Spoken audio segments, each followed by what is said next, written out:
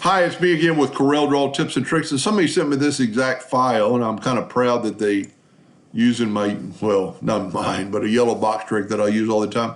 And this was created by the interactive fill tool, and for a laser engraver, that's why I really never use it. And I've made a couple of videos over the last couple of days about it because it's got a white background and it's not perfect. And so if you try to trace it, make straight lines, it messes it up.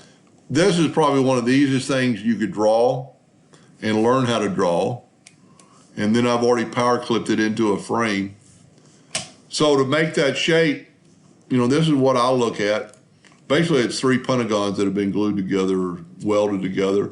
So get your polygon tool, put it on 6 sides, keep it in hairline because it's easier to snap to, I think.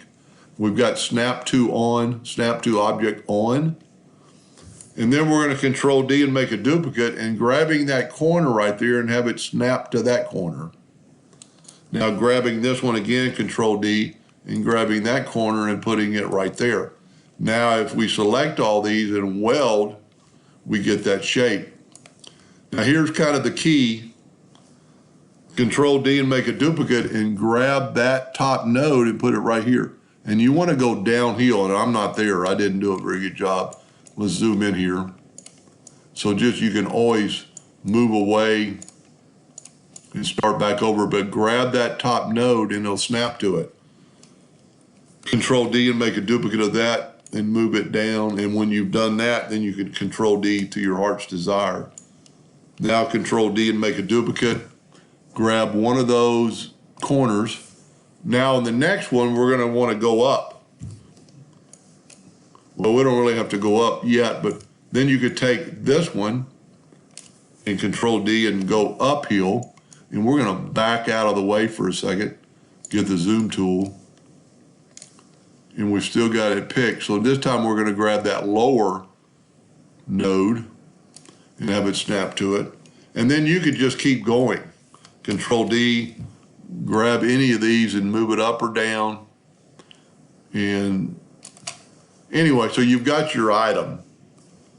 And you could make it as big as you want, or then you could change the line thickness. So we're going to change it to black and not a hairline. Let's go to 8 points and black to get the design. And then you could power clip that into anything, but to power clip, you got to group it. So let's go to object group, which would be Control G. Then let's just make an object that we want to put it into. And then grab our power clip, go up to object, power clip, place inside frame, and voila. And then you can actually take the outline out or make the outline black and make it the same thickness as that other one. We'll make it 8 points so it looks like it's part of the design. And now you can see that it's completely transparent. And there's a lot that could be done with this. You could play around with it and fill in the Smart Fill tool. Let's just use black. Whoop. Maybe it won't work on a power clip because the whole thing is a one item. Now there's another way we could probably do that. Let's back up here and see if this works. I always like doing 2 things.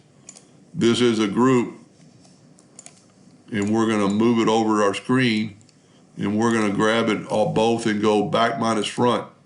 Need to do just the opposite. Front minus back. Didn't work. Intersect. And it worked. But now I'm curious whether we can smart fill each individual little section, and we can. So you could make it look like a soccer ball if you were just getting that effect. Of course, a soccer ball doesn't have something exactly like that. But that's how you could do it. Anyway, I hope that helped a little bit. Thank you for watching.